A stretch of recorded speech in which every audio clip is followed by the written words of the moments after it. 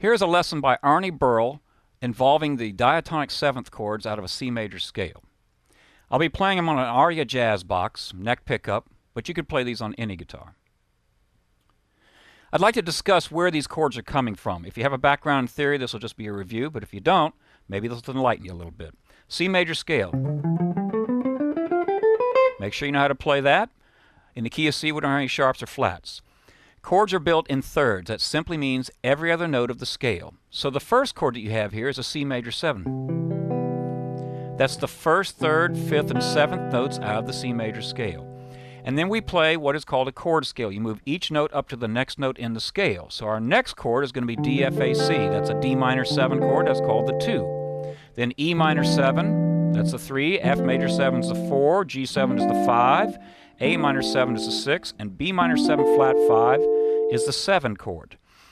So if you look at it in terms of the notes coming out of the scale, they're either the even notes or the odd numbered notes. So the C major 7 chord was 1, 3, 5, 7. Odd numbers, right?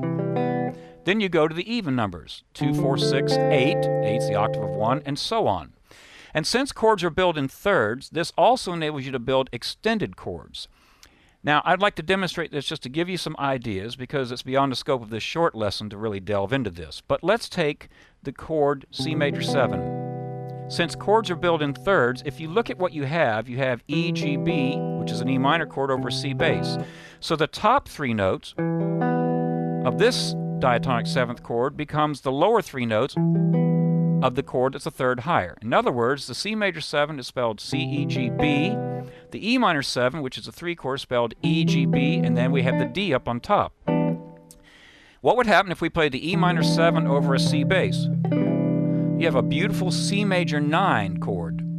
And this principle can be applied for any scale degree. Now, certain modes have some avoid notes. So if we were to apply that and go up, and we had, for example, the G7 chord, then we put the E bass, and I don't have a low C, but if I did, the problem is that I have a natural 11. That wouldn't work very well for the 1 chord.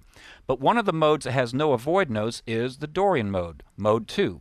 So D minor 7, and I suggest you try these over a bass note, record a bass note, or get a drum machine, you have a bass line, and pedal a D note. And for demonstration purposes, I'll do this for you. I've tuned my 6th string down to D. So,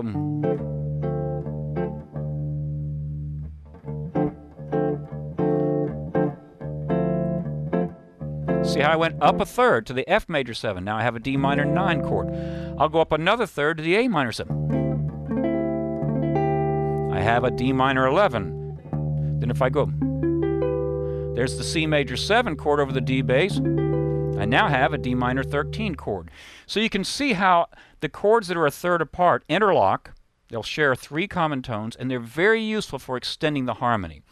Now this lesson involved the middle 4 strings. Make sure you learn your diatonic 7th chords on your top 4 strings because register-wise that makes it a little more useful for you. And you'll have some different fingerings, obviously, because of that tuning discrepancy between the 3rd and 2nd strings.